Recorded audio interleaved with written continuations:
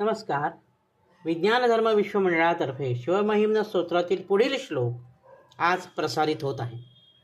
कृतौ सुप्ते जाग्रत्वमसि फलयोगे क्रतुमतां वकर्म प्रध्वस्तं फलति पुरुषाराधनमृते अतस्त्वां सम्प्रेक्ष्य क्रतुषु फलदान प्रतिभुवं श्रुतौ श्रद्धां बद्ध्वा दृढपरिकरः कर्मसुजनः. क्रतौ सुप्ते जाग्रत. क्रतू म्हणजे यज्ञ. यज्ञ समाप्त झाल्यानंतर यज्ञ करणाऱ्या माणसाला म्हणजे यज्ञकर्त्याला त्याचं फल देण्यासाठी तू जागरूक म्हणजे तत्पर असतोस. जाग्रत त्वमसि फलयोगे क्रतुमता. ज्याने यज्ञ केलेला आहे त्याला त्याचं फळ देण्यासाठी तू जागरूक असतोस. म्हणजे जो यज्ञ कार्य करतो त्याला तू त्याचं योग्य ते फळ देतोस. तर विनाश पावलेल्या कर्माचं उत्तम फल. विनाश पावलेलं कर्म का म्हटलंय? कारण यज्ञ समाप्त झालेला आहे म्हणजे यज्ञ संपलेला आहे.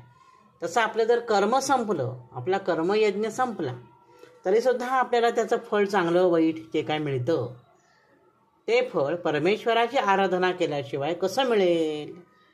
क्व कर्म प्रध्वस्त्वं फलति पुरुषाराधनमृते.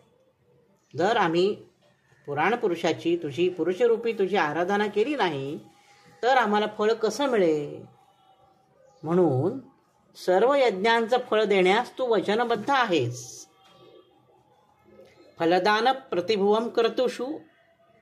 तू जे जे यज्ञयाग करतात त्यांना त्यांच्या यज्ञयागाचं फळ देण्यास तू समर्थ आहेस अशी श्रद्धा आहे. वेदवचनांवर दृढ श्रद्धा आहे लोकांची. त्या श्रद्धेमुळे लोक यज्ञ कर्म करतात. श्रुतौ श्रद्धां बद्ध्वा दृढपरिकरः कर्मसु जना. लोक कर्म का करतात? की आपण कर्म केल्यानंतर त्याचं काहीतरी चांगलं फळ आपल्याला मिळेल आणि ते फळ कोण देईल? तर तू शंभू देशील, शिवशंकर देईल, अशी लोकांची श्रद्धा आहे. आणि ह्या दृढ श्रद्धेमुळे लोक वारंवार यज्ञ करतात, वारंवार तुझी सेवा करतात, तुझी स्तुती करतात आणि त्या सगळ्यांवर तू कृपा करतोस. कारण तू शंकर आहे. शंकर होते ती शंकर आहे. शम म्हणजे कल्याण करणारा तो शंकर. आजच्या भागात इथेच थांबतो. नवनवीन माहितीपूर्ण व्हिडिओ पाहण्यासाठी ऐकण्यासाठी वैभव दातार ऑफिशियल हा माझा यूट्यूब चॅनल जरूर सबस्क्राईब करा. धन्यवाद. ओम नमः शिवाय.